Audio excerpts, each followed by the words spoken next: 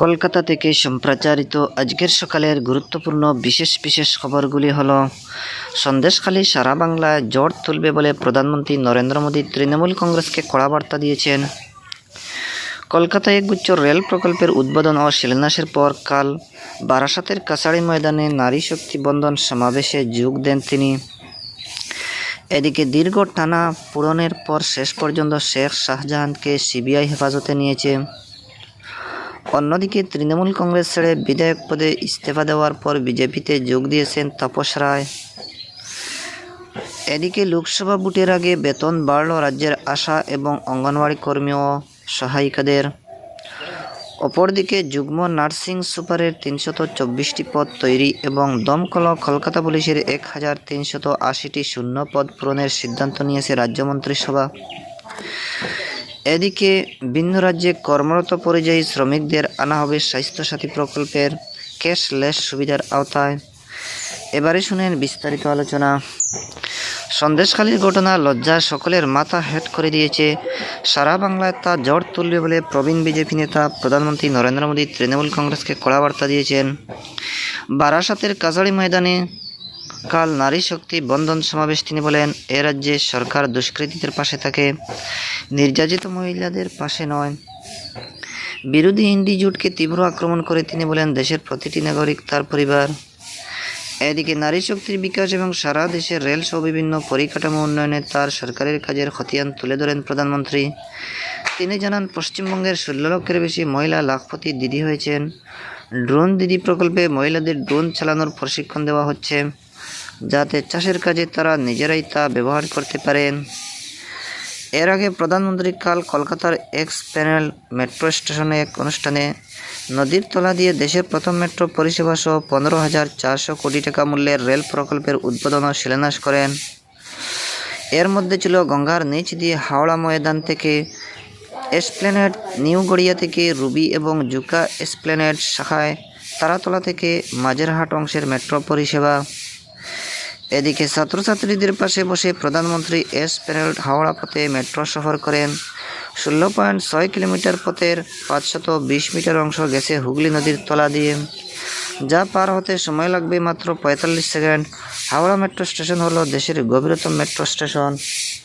এদিকে সন্দেশখালী থেকে মহিলারা বারাসাতে প্রধানমন্ত্রীর সভায় আসার পথে কলকাতা বিমানবন্দরের কাছে পুলিশের চেকিং এর দরুন দীর্ঘ সময় তাদের আটকে থাকতে হয় বলে অভিযোগ। প্রধানমন্ত্রীর ভাষণ শেষ হওয়ার পর তারা সভাস্থলে পৌঁছান। এর তীব্র সমালোচনা করেছেন বিজেপি সাংসদ লকেট চট্টোপাধ্যায়, বিধায়ক অগ্নিমিত্রা পাল সহ মহিলা মোর্চার অনেকেই। সন্দেশখালী কাণ্ডে মূল অভিযুক্ত শেখ শাহজাহানকে শেষ পর্যন্ত হেফাজতে নিতে পারল সিবিআই। আদালতের বেঁধে দেওয়ার সময়সীমার প্রায় 2.5 ঘন্টা পর সিআইডির সদর দপ্তর ভবানী ভবন থেকে শাহজাহানকে নিয়ে বেরিয়ে আসেন কেন্দ্রীয় তদন্তকারীরা। তাদের হাতে মামলার কাগজপত্র তুলে দেয় সিআইডি। এরপর জুকা ইএসআই হাসপাতালের উদ্দেশ্যে রওনা হয় সিবিআই। সেখানে স্বাস্থ্য পরীক্ষার পর শাহজাহানকে নিজাম প্যালেসে নিয়ে আসা হচ্ছে। এদিকে কলকাতা হাইকোর্টের প্রধান বিচারপতি টি.এস. শিবজ্ঞানমের ডিভিশন বেঞ্চের নির্দেশ সত্ত্বেও গতকাল ভবানী ভবন থেকে খালি হাতে ফিরে আসতে হয় সিআই আধিকারিকদের। তাদের জানানো হয়, হাইকোর্টের নির্দেশকে চ্যালেঞ্জ জানিয়ে সুপ্রিম কোর্টে গেছে রাজ্য, তাই মামলাটি বিচারাধীন। কিন্তু শীর্ষ আদালত দ্রুত শুনানির আর্জিতে সাড়া দেয়নি। আজও সুপ্রিম কোর্ট বলে প্রয়োজনীয় হাইকোর্টের প্রধান বিচারপতির কাছে আবেদন জানাতে পারে রাজ্য। এর মধ্যে আদালত অবমাননার অভিযোগ করে হাইকোর্টের দ্বারস্থ হয় ইডি। বিচারপতি হরিশ টান্ডন, বিচারপতি হিরণময় ভট্টাচার্য ডিভিশন বেঞ্চ প্রধান বিচারপতি নির্দেশ বহাল রেখে কাল বিকেলে 4:30টার মধ্যে শাহজাহানকে সিবিআইয়ের হাতে তুলে দিতে বলেন। তারপরে অবশ্য টানাপোড়েন চলে বেশ কিছুক্ষণ।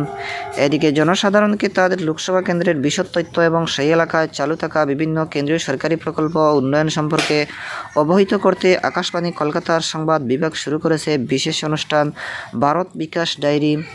এদিকে দীর্ঘ ধরে অবহেলা অপেক্ষা অবমাননার অভিযোগ করে তৃণমূল কংগ্রেস ছেড়ে বিধায়ক পদে ইস্তফা দেওয়ার পর তাপস রায় কাল আনুষ্ঠানিকভাবে বিজেপিতে যোগ দিয়েছেন। সল্টলেকের কার্যালয়ে তার হাতে দলীয় পতাকা তুলে দেওয়া হয়। উপস্থিত ছিলেন বিজেপির রাজ্য সভাপতি সুকান্ত মজুমদার, বিরোধী দলনেতা শুভেন্দু অধিকারী প্রমুখ। এর আগে কাল বিধানসভায় যান এই প্রবীণ নেতা।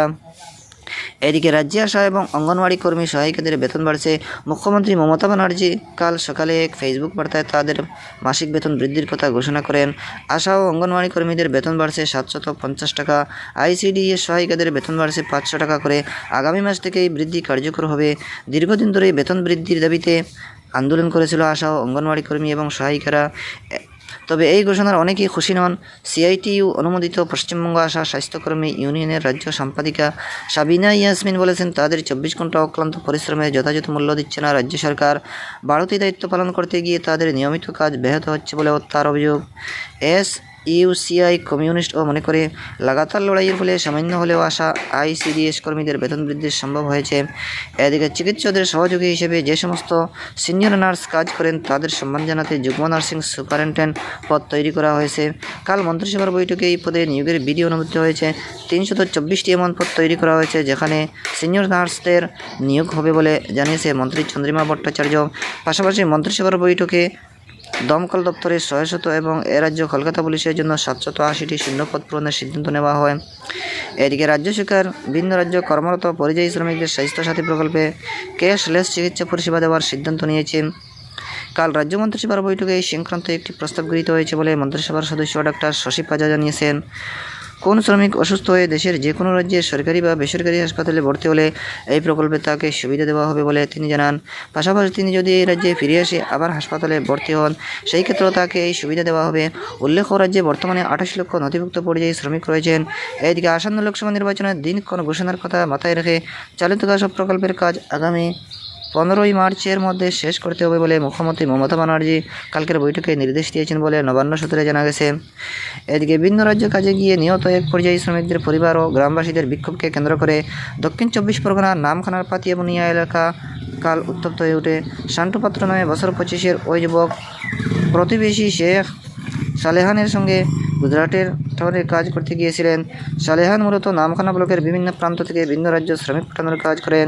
কয়েকদিন আগে শান্টুর পরিবারের কাছ থেকে ফোন আসে ছাদ থেকে পড়ে তার মৃত্যু হয়েছে, কিন্তু পরিবারের অভিযোগ শান্টুকে লোহার রড দিয়ে আঘাত করে মেরে ফেলা হয়েছে। সালেহান কোনোভাবেই তাদের সঙ্গে সহযোগিতা করেননি বলেও অভিযোগ করেছেন তারা। কাল দুপুরে তারা বাড়ির সামনে দেহ রেখে শুরু হয় বিক্ষোভ। বাড়িতে ভাঙচুর চালানো হয়। খবর পেয়ে পুলিশ বাহিনী এলাকায় পৌঁছলে গ্রামবাসীদের সঙ্গে তাদের বচসা বাঁধে ঘটনাস্থল থেকে চলে যেতে বাধ্য হয় তারা। দর্শক বন্ধুরা, আজকের সকালের গুরুত্বপূর্ণ বিশেষ খবর এখানেই সমাপ্তি।